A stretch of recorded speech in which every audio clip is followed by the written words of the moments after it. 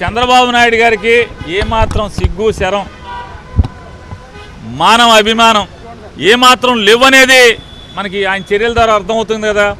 కిందటిసారి ప్రశాంత్ కిషోర్ గారి గురించి ఏం మాట్లాడారు చంద్రబాబు నాయుడు గారు, లోకేష్ గారు, వీళ్ళు ఏం మాట్లాడారు?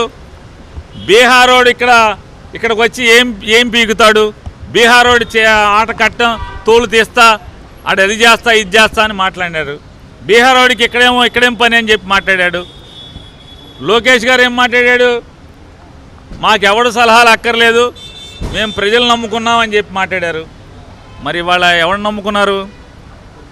మేము చీకొడితే బయటికి పోయినోండి బతిమాలి తెచ్చుకుని, అంటే ఎవడ గతి లేక అంటే పవన్ కళ్యాణ్ని నమ్ముకునే పరిస్థితి లేదు, పార్టీ కార్యకర్తలని నమ్ముకునే పరిస్థితి లేదన్నట్టుగా దీన్ని బట్టేది.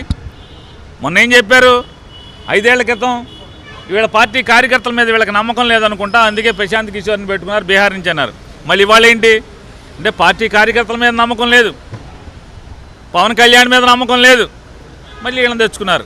ఒకటి కాదంటున్నారు, ముగ్గురు అంటున్నారు. ఇన్నాక టీవీలో ఈనాడు ఎలక్షన్ కమిషన్ కోసం వెయిట్ చేస్తుంటే ఓట్లో టీవీలో స్క్రోలింగ్ వెళ్తుంది అన్ని టీవీల్లో. ఏమని?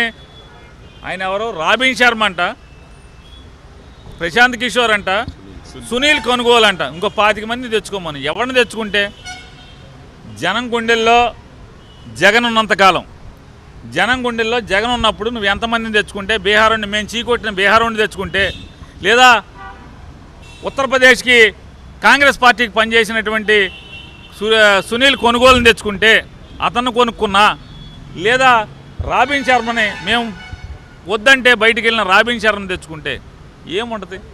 జనం గుండెల్లో జగన్ ఉన్నాడు. నువ్వు ఎన్ని పిల్లి మొక్కలు వేసినా, మేము చీకొట్టి బయటికి తోసినా ఎంతమంది తెచ్చుకున్నా, నీ దగ్గర డబ్బు ఉంది, పాపపు సొమ్ము ఉంది కాబట్టి డబ్బులు ఇచ్చి 1కి 10 మంది కన్సల్టెంట్ని పెట్టుకోగలవు.